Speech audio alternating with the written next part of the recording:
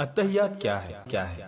اتحیات اصل میں گفتگو ہے آسمان میں اللہ اور اس کے رسول کے درمیان کی، کہ جب ہمارے نبی حضرت محمد صلی اللہ علیہ وسلم اللہ سے ملاقات کے لیے حاضر ہوئے، ملاقات کے وقت رسول اللہ نے سلام نہیں کیا اور السلام علیکم نہیں کہا۔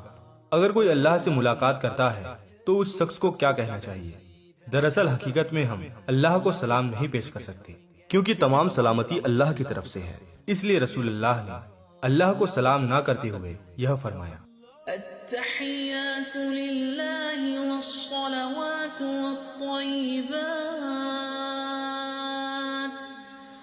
ترجمہ: تمام بول سے ادا ہونے والی اور بدن سے ادا ہونے والی تمام عبادتیں اللہ کے لیے ہیں۔ اس پر اللہ نے جواب دیا: السلام عليك أيها النبي ورحمة الله وبركاته۔